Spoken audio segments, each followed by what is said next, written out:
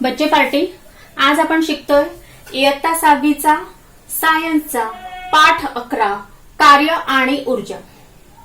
तर आता कार्य आणि ऊर्जाकडे आपण वळूया। कार्य म्हणजे काय? जेव्हा बल लावून एखाद्या वस्तूचे विस्थापन होते तेव्हा कार्य झाले असे म्हणतात। तर आता आपण बघूया चित्राकडे। तर आपण हे चित्र बघतोय पाठातील। चित्रामधील विविध क्रिया आपण बघतोय। तर आता पाठामध्ये जी प्रश्न विचारलेली आहे त्या प्रश्नांकडे वळूया की चित्रात कोणकोणत्या क्रिया दिसत आहेत। प्रश्न 2 आहे प्रत्येक क्रिया करताना बल लावले आहे का। प्रश्न 3 चित्रातील विविध क्रियांमध्ये वस्तूने मूळ जागा सोडली आहे का। तर आता आपण या चित्रांचे निरीक्षण केले आहे तर आपल्याला या चित्रांची उत्तरे द्यायची आहे। तर काय दिसतंय तुम्हाला? काय उत्तरे द्याल तुम्ही हे चित्राचं निरीक्षण करून? तर मी सांगते याचं उत्तर तुम्हाला। पहिला प्रश्न आहे की चित्रात कोणकोणत्या क्रिया दिसत आहेत। तर एका मुलाने धनुष्यातून बाण मारला आहे, एक मुलगी तिचे दप्तर उचलत आहे, दुसरी मुलगी पेटी पुढे ओढत आहे, एक मुलगा काठीने टायर फिरवत आहे आणि एका माणसाने लाकडाचा ओंडका खांद्यावर उचललेला आहे। हातोडीने खेळ्यावर मारले जात आहे, स्पंजात बोट खुपसून बघण्यात येत आहे। तर आता दुसरा प्रश्न आहे की प्रत्येक क्रिया करताना त्याला बल लावले आहे का। तर होय, प्रत्येक क्रियेत बलाचा वापर झालेला आहे। प्रश्न 3 आहे की चित्रातील विविध क्रियांमध्ये वस्तूने मूळ जागा सोडली आहे का। होय, खिळा व स्पंज आपली जागा सोडताना दिसत नाही, बाकी प्रत्येक क्रियेत वस्तूने मूळ जागा सोडली आहे। तर आपण या चित्राचे निरीक्षण करून ही सर्व विविध क्रिये जी सुरू आपल्याला चित्रात दिसत आहे त्याची उत्तरे आपण दिली आहे। तर आता आपण समोर वाचूया की जेव्हा बल लावून एखाद्या वस्तूचे विस्थापन होते तेव्हा कार्य झाले असे म्हणतात। म्हणजे याच्यावरनं हे लक्षात येतं विद्यार्थी मित्रांनो की एखाद्या वस्तूला बल लावले की त्या वस्तूचे विस्थापन होते, त्यालाच म्हणतात कार्य। तर आता आपण कार्य बघूया। एक रिकामी म्हणजे इथे करून पहा दिलेला आहे। तर आता एक रिकामी पेटी घेऊन चित्रात दाखवल्याप्रमाणे तिला दोर बांधा। दोराच्या साहाय्याने ती ओढत 10 मीटर अंतर सरळ रेषेत चाला। आता त्याच पेटीमध्ये 20 पुस्तके भरा। पुन्हा दोराच्या साहाय्याने ओढत 10 मीटर अंतर सरळ चाला। कोणता अनुभव आला? आता पेटीत 20 पुस्तके भरून 20 मीटर अंतर सरळ चाला। कोणत्या वेळेस कार्य अधिक झालेले जाणवेल? तर या सर्व प्रयोगावरनं लक्षात येतं की सारख्याच अंतराचे विस्थापन झाले तरी ज्या कार्यात जास्त बल लागते ते कार्य अधिक असते। सारखेच बल लावून जास्त विस्थापन झाले तर ते कार्यही अधिक असते। तर आता कृती 2 कृती आता आपण परत बघूया की वरील कृतीत कोणकोणती बले पेटीवर कार्य करत आहे। हे जे चित्र बघतोय आपण 11.2 पेटी ओढणे। तर या वरील कृतीत कोणकोणती कृती 1 कृती 2 कोणकोणती बले पेटीवर कार्य करत आहे। बल न लावता विस्थापन शक्य आहे का? भिंतींवर दोन्ही हातांनी बल लावल्यास विस्थापन होईल का? बल लावून विस्थापन झाले नाही याचा अर्थ काय? तर या 2 कृतीवरनं आपल्याला ह्या प्रश्नांची उत्तरे द्यायची आहे। तर आता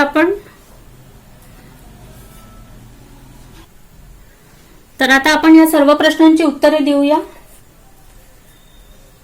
विचारलं आहे इथे की कृतीत कोणकोणती बले कार्य करीत आहेत। तर कृतीत कोणकोणती बले कार्य करीत आहेत या दोन्ही कृतीत कोणकोणती? तर गुरुत्वीय बल, घर्षण बल आणि स्नायू बल हे तिन्ही बले कार्य करीत आहेत। तिन्ही बल कार्य करीत आहेत। प्रश्न विचारला की बल न लावता विस्थापन शक्य आहे का? तर नाही, बल न लावता विस्थापन शक्य नाही। भिंतींवर दोन्ही हातांनी बल लावल्यास विस्थापन होईल का? नाही, भिंतीवर दोन्ही हातांनी बल लावल्यास विस्थापन होणार नाही। बल लावून विस्थापन झाले नाही याचा अर्थ काय? विस्थापन झाले नाही म्हणजेच कार्य झाले नाही। तर आता आपण समोरचं बघूया। इथे पाठामध्ये दिलेला आहे की करून पाहूया। तर हा प्रयोग आपल्याला करून पाहायचा आहे. एक पुली म्हणजेच कप्पी घ्या, ती उंच ठिकाणी पक्की बांधा. आपण 11.3 पुलीचा वापर या चित्र बघतोय. ती उंच ठिकाणी पक्की बांधा. पुलीवरून दोर टाकून दोराचे एक टोक तुमच्या हातात पकडा व दुसऱ्या टोकाला 2 किलोग्राम वजनाचे एक ओझे बांधा. सुरुवातीस ते ओझे पुलीच्या साह्याने 1 मीटर उंचीपर्यंत उचला. पुन्हा तेच ओझे पुलीच्या साह्याने 4 मीटर पर्यंत उचला. कोणत्या वेळेस कार्य अधिक होईल? तर या कृतीवरून पुढील गोष्ट लक्षात येते. आपण हे जे वाचलेलं आहे 11.3 पुलीचा वापर, यामध्ये जे आपल्याला करून बघायला सांगितलं आहे, तर आपण जे ते करून बघितलं ते कृती, तर या कृतीवरनं आपल्याला एक गोष्ट लक्षात येते की 2 किलोग्रामचे ओझे 1 मीटर पर्यंत उचलणे याला लागणारे बल आणि त्यामुळे होणारे कार्य तेच ओझे 4 मीटर पर्यंत उचलण्यासाठी लागणाऱ्या कार्यापेक्षा कमी असते. जास्त उंचीपर्यंत ओझे उचलण्यासाठी जास्त बल आणि जास्त कार्य करावे लागेल. कार्य मोजण्यासाठी बल आणि बलामुळे झालेले विस्थापन या दोन्हींचा विचार करावा लागतो. तर सारखेच बल वापरले असताना जास्त विस्थापन झालेले कार्य अधिक असते, म्हणजेच कार्य मोजण्यासाठी बल आणि झालेले विस्थापन दोन्हींचा वापर करावा लागतो. तर आपण हे 11.3 चित्र पुली आणि पुलीचा कप्पीचा वापर, पुली म्हणजेच कप्पीचा वापर या कृतीवरनं घेतलेल्या निरीक्षणावरनं आपल्या काय लक्षात आलं ते लक्षात आलेलं आहे. कार्य ऊर्जा संबंध समोर बघूया. कार्य ऊर्जा संबंध. तर इथे आता आपण चित्र 11.4 बघतोय. गाडी ढकलणारा मुलगा. तर चित्रातील मुलाने खेळण्यातल्या गाडीला बल लावलेले आहे. गाडीला लावलेल्या बलामुळे गाडीचे विस्थापन होऊन कार्य घडले आहे, म्हणजेच ऊर्जेचे रूपांतरण बलामार्फत कार्यात झाले आहेत. 2. तुम्ही तुमच्या मित्रांसोबत धावत्या मैदानावरती फेऱ्या मारा. तुम्ही जेवढ्या फेऱ्या माराल तेवढ्याच फेऱ्या तुमचे मित्र मारू शकतील का? मित्रांमधील फेऱ्या मारण्याची क्षमता एकसारखी असेल का? तुम्ही मैदानावरती जेवढ्या फेऱ्या माराल त्यापेक्षा कमी किंवा जास्ती फेऱ्या तुमचे मित्र मारतील. फेऱ्यांची संख्या सारखी असणार नाही. मैदानावरती कोणी 2 फेऱ्या मारून दमेल, कोणी 3-4 फेऱ्या मारून दमेल, म्हणजेच प्रत्येकांमधील फेऱ्या मारण्याची क्षमता एकसारखी नाही. तुमच्या एवढी क्षमता असेल तेवढ्याच फेऱ्या तुम्ही मारू शकाल. तर कार्य करण्याच्या क्षमतेलाच काय म्हणतात? ऊर्जा. तर आता आपल्याला माहिती आहे का तुम्हाला? कार्य आणि ऊर्जा यांची एकके सारखेच आहेत. SI सिस्टीम इंटरनॅशनल एकक पद्धतीत कार्य आणि ऊर्जा जूल या एककात मोजतात. म्हणजे कार्य आणि ऊर्जा यांचं एकक आहे जूल.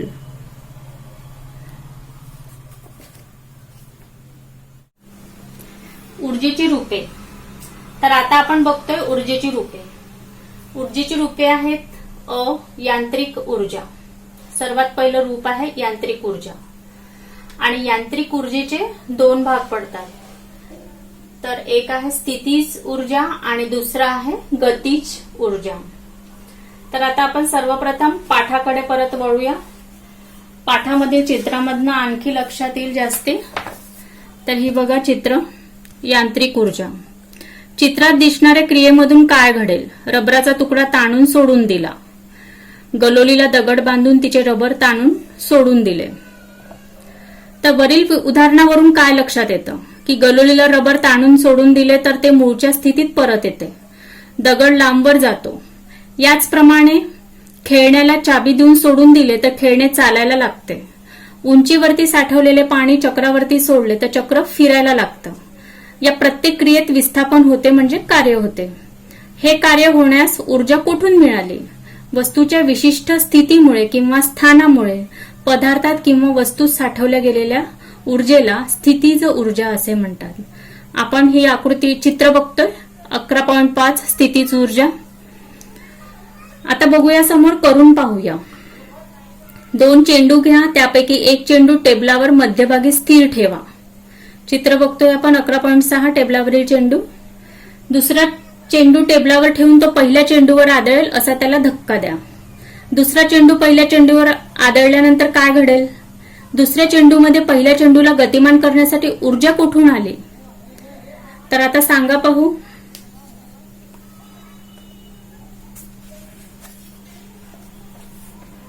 तर दुसऱ्या चेंडूतील स्थितीज ऊर्जा, दुसऱ्या चेंडूतील काय विचारलं की दुसऱ्या चेंडूमध्ये पहिल्या चेंडूला गतिमान करण्यासाठी ऊर्जा कुठून आली. तर दुसऱ्या चेंडूतील स्थितीज ऊर्जा पहिल्या चेंडूला दिली जाते, त्यामुळे चेंडू हलतो. स्थितीज ऊर्जा आपल्याला लक्षात आलं की विशिष्ट वस्तूंच्या विशिष्ट स्थितीमुळे किंवा स्थानामुळे पदार्थात किंवा वस्तू साठवल्या गेलेल्या ऊर्जेला स्थितीज ऊर्जा असे म्हणतात. सांगा पाहू. गोट्यांच्या खेळांमधील गोटी टोलवण्यासाठी गोटींमध्ये ऊर्जा कुठून येते. तर गोटी टोलवण्यासाठी लागणारी ऊर्जा ही स्थितीज स्वरूपात असते. दुसरा प्रश्न विचारलाय की कॅरम खेळत असताना सोंगटी गतिमान करण्यासाठी स्ट्रायकरमध्ये ऊर्जा कुठून येते. तर स्ट्रायकरमध्ये आपल्या स्नायूंची ऊर्जा जाते आणि त्याची स्थितीज ऊर्जा गतीज ऊर्जामध्ये बदलते. तर अशा प्रकारे गोटी व स्ट्रायकरला आपण ऊर्जा दिल्यानंतर गोटी व सोंगटी या गतिमान होतात आणि गतीमुळे प्राप्त झालेल्या ऊर्जेला काय म्हणतात, गतीज ऊर्जा म्हणतात. गतीज ऊर्जा. तर यांत्रिक कार्य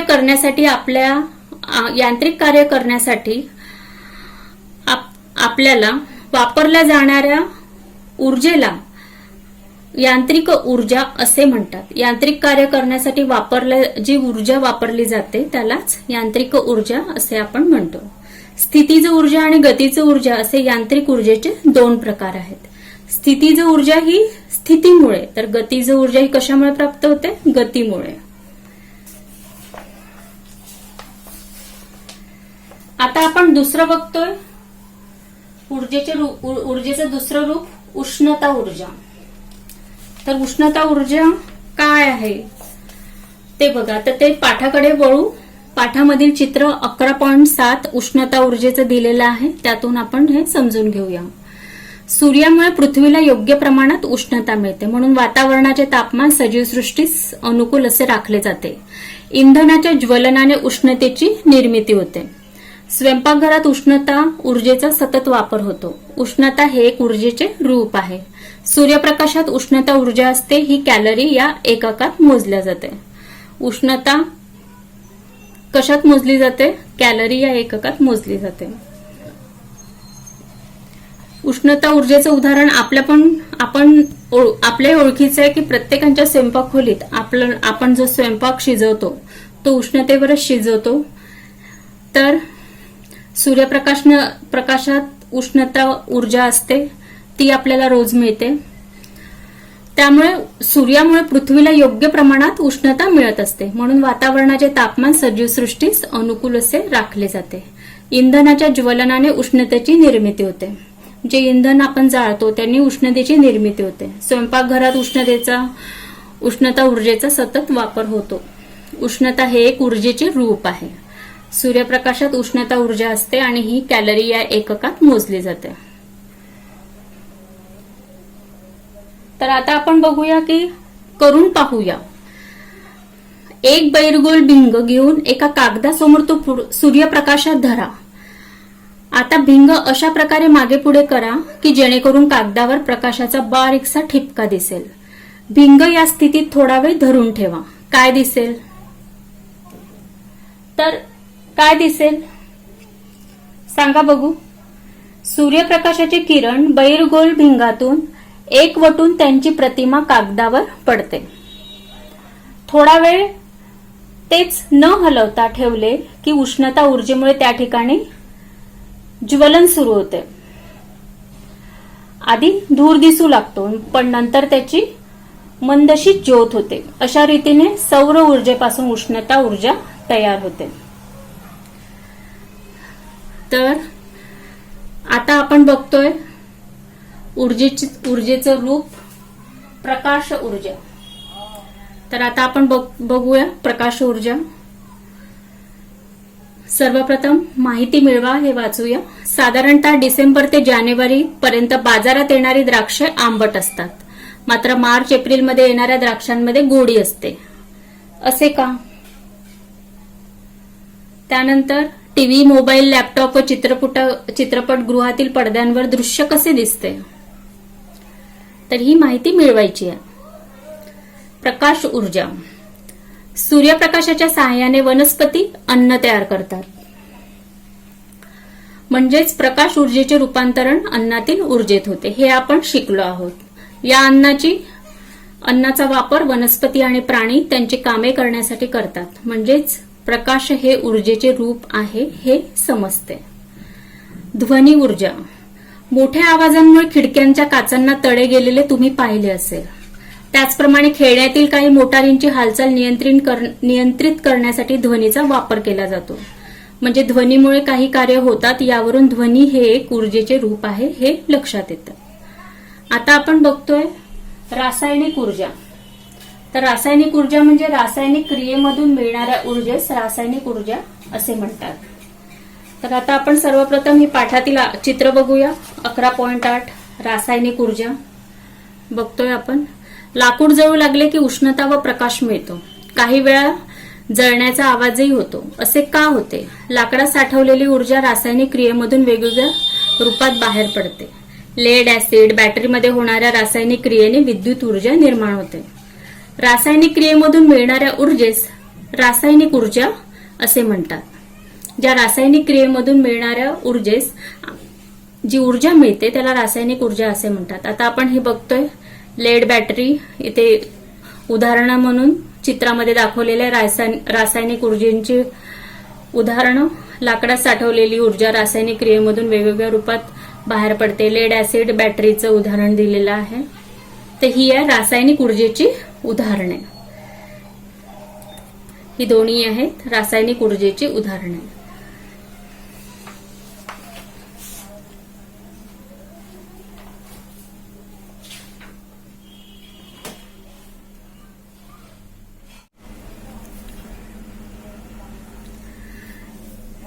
यांत्रिक उष्णता, यांत्रिक ऊर्जा, उष्णता ऊर्जा, प्रकाश ऊर्जा, ध्वनी ऊर्जा, रासायनिक ऊर्जा, विद्युत ऊर्जा ही ऊर्जेची विविध रूपे आहेत. तर जरा डोके चालवा. वनस्पतीमध्ये अन्न कोणत्या ऊर्जेच्या स्वरूपात साठवले जाते? स्वयंपाकघरातील गॅसमधून ऊर्जा कशी प्राप्त होते? तर हे सर्व आपल्याला डोके चालवून ही माहिती मिळवायची आहे. आता निरीक्षण करा व चर्चा करा. आपल्या रोजच्या वापरातील पंखा, दिवा, mixer, TV, radio, fridge, washing machine, इस्त्री इत्यादी उपकरणांच्या कार्याचे निरीक्षण करा. त्यांचे कार्य होण्यासाठी त्यांना कोणत्या स्वरूपात ऊर्जा मिळते? आपण ऊर्जा रूपांतरण चित्रे 11.9 बघतोय. इथे विविध इलेक्ट्रॉनिक वस्तू दाखवलेल्या आहे. पंखा, दिवा, mixer, TV, fridge, radio, washing machine, इस्त्री इत्यादी उपकरणं दाखवलेली आहेत. त्याचे निरीक्षण करतोय आपण. तर आता आपल्याला बघायचं आहे की ऊर्जेचे रूपांतरण. तर कार्य होताना ऊर्जेचे रूपांतरण होत असते. एक ऊर्जा रूपांतरणाची साखळी लक्षात घेऊ. जलचक्राच्या प्रक्रियेमधून सूर्याच्या उष्णतेमुळे समुद्राची पाण्याची वाफ होते. वाफेचे ढग होतात, त्यांच्यापासून पाऊस पडतो. पाणी नद्यांमधून वाहून धरणामध्ये साठते. धरणाचे पाणी उंचावर असल्यामुळे त्यात स्थितीज ऊर्जा असते. ते खाली येत असताना स्थितीज ऊर्जेचे गतिज ऊर्जेमध्ये रूपांतरण होते. पाणी जनित्रावर पडले की त्याची गतिज ऊर्जा जनित्राला मिळते. जनित्र फिरल्यामुळे विद्युत ऊर्जेची निर्मिती होऊन त्याचे रूपांतर विविध ऊर्जेत कसे होते हे आपल्याला वरील चित्रावरून लक्षात येते. हे आपण चित्राद्वारे समजू शकतो. सूर्याची उष्णता, त्यामुळे बनलेले ढग, ढगामुळे पाण्याची वाफ, उष्णतेने पाण्याची वाफ होऊन ती ढगात जाणे आणि त्यानंतर पाऊस पडणे. विद्युत ऊर्जेचा वापर घरातील विविध कारणांसाठी केला जातो. विद्युत ऊर्जेचे रूपांतरण बल्ब लावल्यास प्रकाश ऊर्जेत, पंखा चालू केल्यास गतिज ऊर्जेत, टेप चालू केल्यास ध्वनी ऊर्जेत, तर ओव्हन लावल्यास उष्णता ऊर्जेत होते. यावरून असे लक्षात येते की सर्व ऊर्जा रूपांतरणामध्ये अप्रत्यक्षपणे सूर्याच्याच ऊर्जेचा उपयोग आपण करत असतो. म्हणजे सूर्य हा सर्व ऊर्जाचा प्रमुख स्रोत आहे. तर बच्चा पार्टी, आपल्याला सूर्यापासून उष्णता मिळते. तर सूर्य हा ऊर्जेचा स्रोत आहे. तर आता आपण बघतोय ऊर्जा मिळण्याची साधने म्हणजेच ऊर्जा स्त्रोत होय.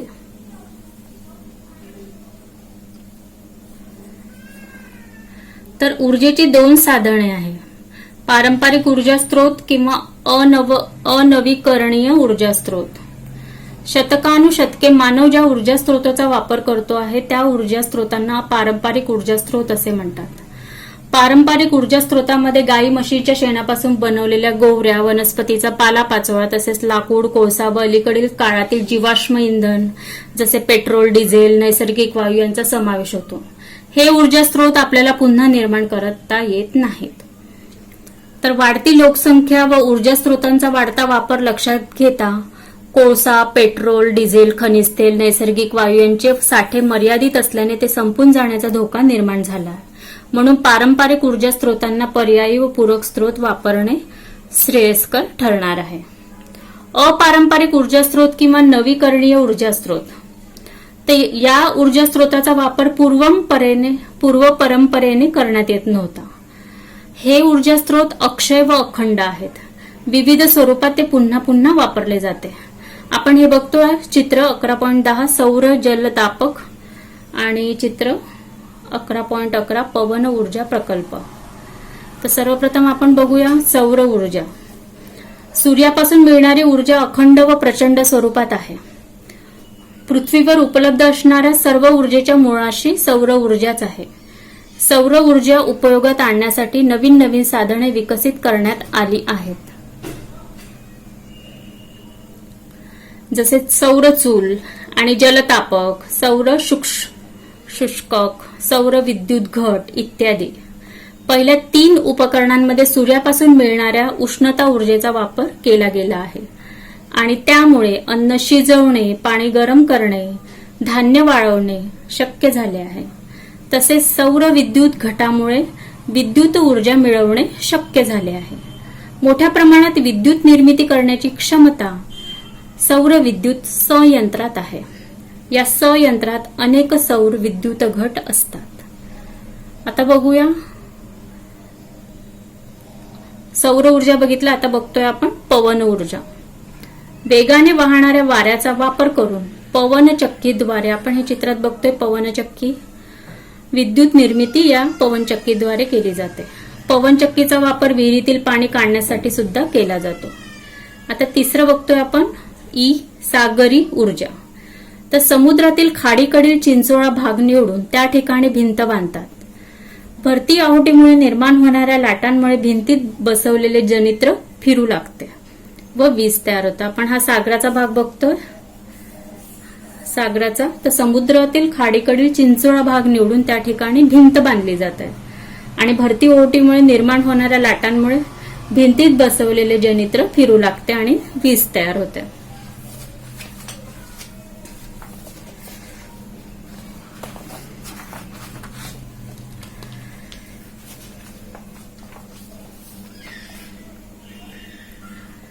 जलविद्युत ऊर्जा. आपण 11.12 हे जलविद्युत ऊर्जेचं चित्र बघतोय. तर उंच ठिकाणी धरणामध्ये साठवलेले पाणी बोगद्याच्या साहाय्याने खाली आणून जनित्राची गती फिरवली जाते. अशा पद्धतीने वीज निर्मिती करणाऱ्या केंद्रांना जलविद्युत केंद्र म्हणतात. महाराष्ट्रात कोयना धरणावर मोठा जलविद्युत प्रकल्प कार्यरत आहे. इतर धरणांवरही लहान जलविद्युत प्रकल्प कार्यरत आहेत. समुद्रातील लहरीपासून मिळणारी ऊर्जा. समुद्रातील लहरीपासून मिळणारी जी ऊर्जा आहे, समुद्रातील लाटा पुढे पुढे जाताना एखाद्या ठिकाणी पाणी नियमितपणे वरखाली होत असते. तर या गोष्टीचा उपयोग करून विद्युत निर्मिती करता येते. आहे अणु ऊर्जा. वीज टंचाईने गंभीर संकट लक्षात येते. अणु ऊर्जेद्वारे विजेचे उत्पादन करता येते. युरेनियम, थोरियम यासारख्या जड मूलद्रव्यातील अणूंच्या विघटनातून निघणाऱ्या उष्णतेचा वापर करून वीज निर्मिती केली जाते. तर जरा डोके चालवा. विश्वातील प्रत्येक पदार्थात ऊर्जा आहे. ती सजीवांमध्ये आहे, तशीच निर्जीव वस्तूमध्ये सुद्धा आहे. असे असतानाही ऊर्जा आपणास का दिसत नाही? तर का दिसत नाही? तर आता आपण ऊर्जा बचत व हरित ऊर्जा तर ऊर्जा बचत म्हणजे काय? तर ऊर्जेची बचत करणे म्हणजेच ऊर्जेची निर्मिती करणे होय. ऊर्जा बचत ही आता नितांत गरज आहे.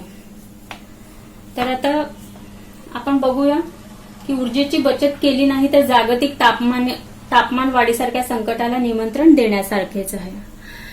तर ऊर्जा बचत व हरित ऊर्जा. तर विजेची बचत ही एका अर्थाने विद्युत निर्मितीचीच गरज आहे, विद्युत निर्मितीचाच भाग आहे.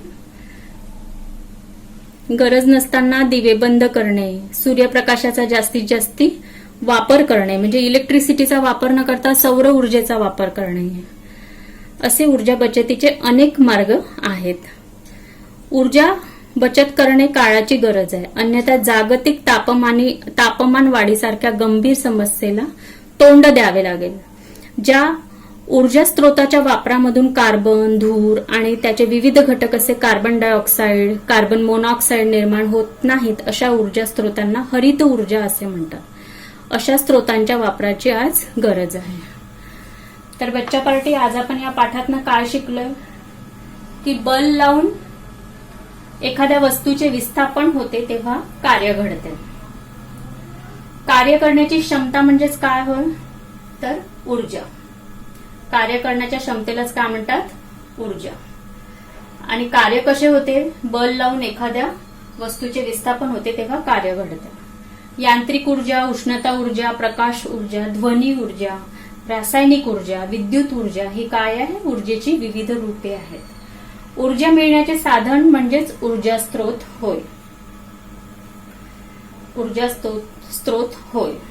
पारंपरिक म्हणजेच अनवीकरणीय व अपारंपरिक म्हणजेच नवीकरणीय असे ऊर्जेचे स्त्रोत आहेत. तर हे सर्व बच्चा पार्टी आज आपण या कार्य आणि ऊर्जा या पाठात शिकलेला आहोत. तर हा पाठ आपला संपलेला आहे.